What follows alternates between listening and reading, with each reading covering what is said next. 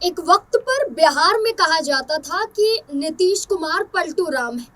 यानी कि अपने फायदे के लिए नीतीश कुमार कभी किसी दल में चले जाते हैं तो कभी उसी दल को छोड़कर किसी और दल में चले जाते हैं गठबंधन के लिहाज से, यानी कि गठबंधन का साथ लेने के लिए दूसरे दल से हाथ मिलाते हैं। और यही सेम उत्तर प्रदेश में ओम प्रकाश राजभर को लेकर कहा जाता है। ये कहा जाता है कि बिहार के बाद उत्तर प्रदेश में दूसरा वो चेहरा है जो पलटी मारता है, और वो है ओम प्रकाश राजभर का।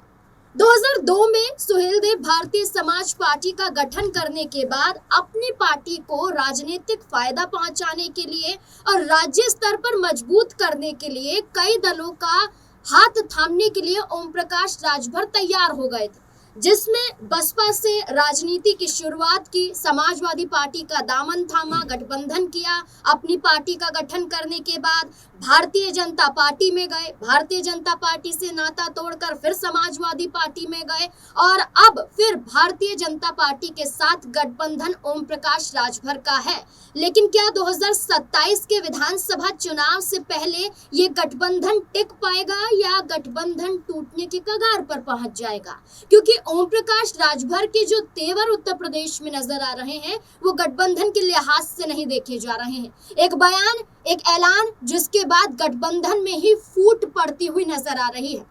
ओम प्रकाश राजभर का ये कहना कि अब वो जहूराबाद से नहीं बल्कि अतरोलिया से विधानसभा का चुनाव लड़ेंगे, और इसके लिए हमने संजय भाई से बातचीत कर ली है और हमने मुख्यमंत्री योगी आदित्यनाथ तक भी ये फरमान पहुंचा दिया है। लेकिन क्या वाकई ऐसा है? क्या ओम प्रकाश राजभर अपने आप से फैसला ले रहे हैं, और अपने आप से लिए गए फैसलों के आधार पर क्या गठबंधन मायने उनके लिए नहीं रखता है? तो क्या मान लिया जाए कि ओम प्रकाश राजभर उत्तर प्रदेश में चुनाव से पहले कुछ बड़ा खेल करने वाले हैं? इसी से जुड़े हुए तमाम सवाल हैं। हमारे साथ हमारे वरिष्ठ सहयोगी अमन सर जुड़ चुके हैं, जानने की कोशिश करेंगे। बहुत बहुत स्वागत है सर आपका। सर, ओम प्रकाश राजभर का अब रुख करना दूसरी विधानसभा सीट पर, जहां जहूराबाद को छोड़कर अतरोलिया की बात करते हैं। पहली बात कि ओम प्रकाश राजभर को अपनी विधानसभा सीट क्यों छोड़नी पड़ रही, क्या होगा इसके पीछे का कारण? देखिए, बिल्कुल नाज़मीन, जो शुरुआत में आपने कहा कि कुछ दल ऐसे होते हैं, कुछ नेता ऐसे होते हैं जो यहाँ से वहाँ जाने में बहुत देर नहीं लगाते हैं। उसमें से ओपी राजभर का भी एक ऐसा ही नाम है कि कभी वो बीजेपी के साथ दिखाई पड़ते हैं, कभी अखिलेश यादव के साथ नजर आते हैं, तो कभी कुछ और कहते हुए दिखाई पड़ते हैं, कभी बसपा की तारीफ करते हुए नजर आते हैं। और ये तमाम चीज़ें ऐसे वक्त पे हो रही है जब चुनाव बहुत नज़दीक है, और यहाँ पर आप देखेंगे कि जो सबसे बड़ी पार्टी है, सत्ता पक्ष की बात करें, वो बीजेपी है। लेकिन उसी के साथ गठबंधन होने के बावजूद जिस तरह की बयानबाजी चल रही नाज़मीन, वो कहीं ना कहीं कई संकेत यहाँ पर देती हुई दिखाई पड़ रही, क्योंकि क्या बीजेपी की कमान जो है अब अपने गठबंधन पे कहीं हल्की तो नहीं हो रही? क्या अब जो उनके सहयोगी दल हैं, क्या बगावत करने के मूड में तो दिखाई नहीं पड़ रहे? क्योंकि संजय निषाद जो बयानबाजी करते हैं उसमें भी कुछ ऐसे दिखाई पड़ता है कि भाई जो आजमगढ़ की सीट है अतरोलिया, वहां से अपना प्रत्याशी उतारेंगे। फिर ओपी राजभर कहते हैं कि भाई अतरोलिया से तो मैं खुद चुनाव में जाऊंगा। यानी कि एक तरीके से ये लग रहा है कि अब जबकि चुनाव का साल भर से भी लगभग मान के चलिए कि वक्त बचा है साल भर का, उससे पहले ये तमाम जो इस तरह के दल हैं, तमाम जो इस तरह के नेता हैं, वो अपने अपने तरीके से बयानबाजी करते हुए दिखाई पड़ रहा। वैसे में आजमगढ़ का जिक्र लगातार क्यों हो रहा है? क्योंकि आप देखेंगे कि गाजीपुर की जो जहूराबाद सीट है, यहाँ से लगातार चुनाव लड़ते रहे हैं, ओपी राजभर चुनाव जीतते भी रहे हैं। लेकिन इस दफा आखिर ऐसा क्या होने को आ गया कि वो जो है ये सब छोड़ छाड़ के आजमगढ़ की सीट से जाना चाहते हैं? तो हम अगर थोड़ा सा इसका बैकग्राउंड भी देखें, क्योंकि जहूराबाद पे अगर हम देखें तो 75,000 के आसपास दलित हैं, राजभर वोटर की संख्या लगभग 66,000 है, यादव यहाँ पर 44,000 के आसपास है। तो कुल मिला जुला कर देखा जाए तो चौहान 34, मुस्लिम जो है 28,000 है, ब्राह्मण जो है वो 15,000 है। यानी एक तरीके से ये राजभर जो वोटर्स हैं उनके लिए सबसे मजबूत सीट मानी जाती है। राजभर का प्रभाव जो है वो इस सीट के ऊपर दिखाई पड़ता है, इसीलिए लगातार जहूराबाद से ओपी राजभर चुनाव जीतते रहे हैं। लेकिन गाजीपुर के अंतर्गत आने वाली इस सीट को लेकर ये भी कहा जा रहा है नाज़मीन की यहाँ पर अब अब्बास जो अंसारी हैं, अंसारी परिवार का जो दबदबा है वो काफ़ी ज़्यादा दिखाई पड़ता है, और इसीलिए हो सकता है कि यहाँ से अपनी स्थिति को कमज़ोर भांपते हुए, आंकते हुए आजम आजमगढ़ की तरफ अपना रुख करते हुए दिखाई पड़ रहा है। और एक आंकड़ा ये भी कहता है कि क्या अरविंद राजभर जो उनके बेटे हैं, इससे पहले घोषित जो लोकसभा चुनाव हुआ जी था जी वहां हाँ से चुनाव चुनाव हार चुके हैं, तो क्या अपने बेटे को यहाँ से लेकर आना चाहते हैं? फिर ये खबर भी सामने आती है कि जो दीदारगंज एक सीट है आजमगढ़ की ही विधानसभा की, उसके ऊपर उनके बेटे जा सकते हैं। तो फिलहाल अभी बहुत सारी खिचड़ी यहाँ पर जो कह सकते हैं सहयोगी दल कह है सकते बीजेपी कि के। जी परिवारवाद हावी हो रहा है। ओपी राजभर खुद भी चुनाव जी लड़ेंगे, बेटों को भी उतार जी सकते हैं, अपनी सीट भी दे जी सकते हैं और दूसरी सीट पर खुद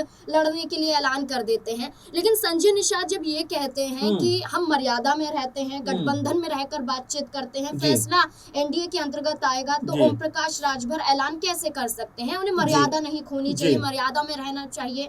अगर हम उनकी सीट पर ऐलान कर दें प्रत्याशी को लेकर, तब कैसा लगेगा? तो संजय निषाद का ऐसा कहना क्या दर्शाता है कि ओम प्रकाश राजभर वाकई अपने ही सहयोगियों के साथ नहीं है? देखिए, पहली बात तो यही नाज़मीन कि अभी जैसे मैंने कहा कि लगभग साल भर के आसपास का वक्त बचा है। अब यहाँ तमाम सहयोगी जो दल हैं उनको साथ बैठना चाहिए, बातचीत करनी चाहिए कि भाई इन सीटों पर हम लड़ेंगे, उन जी सीटों पर आप लड़ेंगे। लेकिन उनसे पहले ही ओपी राजभर का ये कहना कि भाई अतरौलिया और लगभग दीदारगंज के बारे में बात हो रही है कि भाई मैं और मेरे बेटे यहाँ से चुनाव ये भी लड़ते ऐलान हुए कर दिया जी सुभाषपा के जरिए कि 10 की 10 विधानसभा सीटों पर सुभाषपा देखिए, अब लड़ेगी। जाहिर बात है कि यहाँ से अगर ये चीजें हो रही हैं तो आप ये मानकर चलिए कि जो गठबंधन की जो मजबूत गांठें अभी तक दिखाई पड़ती हैं, क्या वो यहाँ से खुलती हुई दिखाई पड़ सकती है? क्या यहाँ पर ओपी राजभर अपना दबदबा ज्यादा दिखाना चाहते हैं, इसलिए 10 की 10 सीट के ऊपर इस तरह का जो बात है वो कहते हुए दिखाई पड़ रहे? तो नाज़मीन, आप ये मानकर चलिए कि यहाँ आपस में जो माहौल है, आपस में जो तालमेल है, इस तरह की बयानबाजी के बाद जरूर खराब होता हुआ दिखाई पड़ेगा। और चूंकि ओपी राजभर अकेले दम पर बहुत मजबूत नहीं है, ऐसे में क्या वो करने वाले हैं? क्या बसपा के साथ क्या बातचीत उनकी हो चुकी है? क्योंकि आपने देखा इससे पहले वो कह चुके हैं इस बात के लिए कि बसपा को लेकर तारीफें बांधते हुए वो दिखाई पड़े हैं, मायावती जी को लेकर उनकी तारीफों के पुल बांधते हुए दिखाई पड़े थे। तो ऐसे में हो सकता है कि क्या अभी से उन तमाम चीजों को साधने का प्रयास यहाँ पर ओपी राजभर कर रहे हैं? और अगर ऐसा है तो क्या ये मानकर चला जाए कि जो अब तक मजबूत गठबंधन एनडीए का उत्तर प्रदेश में दिखाई पड़ता था, यहाँ से वो कमजोर पड़ता हुआ दिखाई पड़ेगा? अच्छा सर, बात करें जिस सीट को लेकर वो कह रहे हैं कि अब जी चुनाव लड़ेंगे अतरौलिया से, जी ये समाजवादी पार्टी का मजबूत गढ़ है। जी यहाँ से बलराम यादव जो जी संस्थापकों में से एक है, बिल्कुल वो चुनाव लड़ते रहे, जी जीतते रहे, और उसके बाद उनके जाने के बाद उनके जी बेटे को जी संग्राम को यहाँ पर उतारा बिल्कुल जाता है, वो भी चुनाव जीत जाते हैं। संजय निषाद अपनी पार्टी के उम्मीदवार को नहीं जिता पाते हैं। अब ओपी राजभर का वहाँ पर दावा करना, क्या जी लगता है कि खुद के पैर पर कुल्हाड़ी नहीं मार रहे? देखिए, जाहिर बात है आजमगढ़ की जो अतरौलिया सीट है इसकी बात करें तो बिल्कुल आपने सही कहा। लगभग 80 के दशक से लगातार यहाँ पर बलराम यादव जो है वो मुलायम सिंह यादव जी के बहुत करीबी माने जाते थे। 5 बार चुनाव जीते हैं और 2 बार से लगातार उनके बेटे संग्राम जो है वो यहाँ से चुनाव जीतते हुए दिखाई पड़ते हैं। और आपने बिल्कुल सही कहा, क्योंकि अतरौलिया की सीट का अगर हम ग्राफ देखें, जो आंकड़ा देखें हम जातिगत तौर पे, तो 70% यहाँ पर यादव वोट बैंक नजर आता है। और यही वजह है कि बारंबार यहाँ पर जो सपा का दबदबा है वो देखने को मिलता रहा है। अब जबकि लगातार 2-3 बार से यहाँ पर बलराम के बेटे जो हैं संग्राम यादव वो भी चुनाव जीतते हुए आ रहे हैं नजर। तो बिल्कुल आपने सही कहा कि संजय निषाद अपनी क्या भूमिका तलाश रहे हैं इसमें, जो ओपी राजभर है वो अपनी क्या भूमिका तलाश है, क्योंकि आजमगढ़ को बहुत प्रभावशाली माना जाता है सपा परिवार के लिए। आपने देखा कि निरहुआ जब आजमगढ़ से लड़े थे अखिलेश यादव के मुकाबले, और फिल्म स्टार थे उसमें बड़े, आई थिंक 19 की बात है, लेकिन उसके बावजूद भी अखिलेश यादव ने उनको 3-4 लाख वोटों से हराया था। तो कुल मिलाकर ये देखने को मिला। और बीते चुनाव में भी धर्मेंद्र यादव यहाँ से चुनाव जीते हैं। तो यहाँ सपा की जो स्थिति है वो मजबूत दिखाई पड़ती है।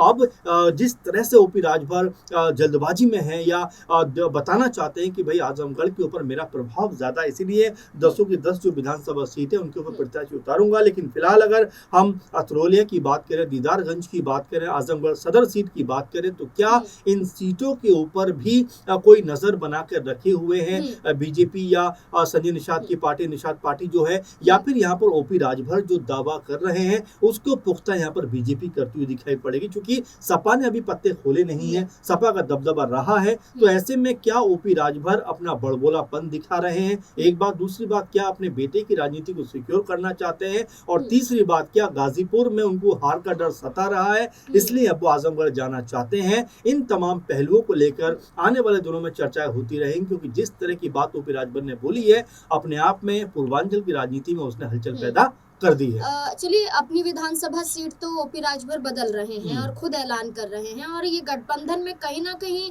पैदा हो सकता है टकराव का कारण, बिल्कुल। क्योंकि जैसा संजय निषाद ने कहा कि हम उतारेंगे, हम उतारते रहे इस जी। सीट से, तो हो सकता है संजय निषाद अपनी पार्टी से ऐलान कर दें, तब हम्म। बीजेपी को संभालना कहीं ना कहीं मुश्किल हो बिल्कुल सकता है बिल्कुल। दोनों दलों को जी। लेकर। लेकिन जहां अपनी सीट बदली, तो वहीं मऊ सीट की बात करें, इस पर भी प्रत्याशी बदलने की बात जी। ओपी राजभर के जरिए की गई थी। जी। ब्रजेश सिंह का नाम सामने आया था। क्या लगता है कि यहाँ भी खेल होता हुआ दिखाई देखिए दे सकता नाज़मीन, एक बात तो हमें समझनी हम्म। पड़ेगी कि 2022 का चुनाव जो ओपी राजभर ने लड़ा है, वो अखिलेश यादव के साथ में मिलकर लड़ा जी। है। तो आपको ये समझना पड़ेगा, जो यादव वोट बैंक था, जो मुस्लिम वोट बैंक था, उसका भी फायदा ओपी राजभर को हुआ है। और देखिए, गाजीपुर हो या मऊ हो, दोनों जगह पर अंसारी परिवार का दबदबा काफी ज्यादा देखने को मिलता रहा है। तो इस नाते भी आप ये मानकर चलिए कि ओपी को भी पता है कि अगर वो अकेले दम पर चुनाव में जाते हैं या बीजेपी के साथ भी चुनाव में जाते हैं, चूंकि घोसी सीट के ऊपर जब उनके बेटे चुनाव लड़े अरविंद राजभर, तो ये सब मान के चल रहे थे कि उनको जीत मिलती हुई दिखाई पड़ेगी। लेकिन वहां पर सपा की तरफ से राजीव राय ने जिस तरह के चुनाव जीता, वो सबके सामने। और वहीं अगर संजय निषाद की बात करें, तो उनके बेटे भी जो है संत कबीर नगर से चुनाव लड़े और उनको भी वहां पर हार का सामना करना पड़ा। तो कुल मिलाकर ये स्थिति बन रही है कि बीजेपी के साथ रहकर भी क्या अपनी राजनीति को निषाद पार्टी और यहाँ पर सुबह सपा मजबूत नहीं कर पा रहे हैं, इसीलिए अपने लिए नए नए रास्ते तलाशते हुए दिखाई पड़ रहे हैं। लेकिन कह सकते हैं कि एनडीए की बैठक से पहले अगर इस तरह की चर्चा और इस तरह के बयानबाजियां हो रही हैं, तो ये बताने के लिए काफी है कि गठबंधन के अंदर कुछ तो गड़बड़ चलती हुई दिखाई पड़ रही है। बिल्कुल, पीला गमछा की बात करने वाले ओम प्रकाश राजभर अब आजमगढ़ की 10 की 10 विधानसभा सीटों पर चुनाव लड़ने को लेकर अपनी पार्टी को तैयार कर रहे हैं, और पार्टी के जरिए वहां सभाएं भी की जा रही हैं। अब ओम प्रकाश राजभर के ऐलान के बाद संजय निषाद ने मर्यादा में रहने की बात तो कर दी, लेकिन अब उत्तर प्रदेश के मुख्यमंत्री योगी आदित्यनाथ, केंद्रीय गृह मंत्री अमित शाह और प्रधानमंत्री नरेंद्र मोदी मिलकर क्या फैसला लेंगे, ये देखना काफी दिलचस्प होगा, क्योंकि खुद संजय निषाद ने कहा है कि ये तीनों ही मिलकर तय करेंगे कि कौन सा दल किस सीट पर और किस तरह से चुनाव लड़ेगा। अभी तो ओपी राजभर और संजय निषाद के बीच में टकराव देखने को मिल रहा है। अभी तो जयंत चौधरी है, यहाँ अनुप्रिया पटेल है, इन दोनों के बीच में क्या होगा, क्या ये दल भी अपनी अपनी दावेदारी पेश करेंगे और क्या बीजेपी के लिए नुकसान साबित हो सकता है उनका यही गठबंधन। आपको क्या लगता है इस पूरे मुद्दे को लेकर? अपनी राय कमेंट सेक्शन में जरूर दें।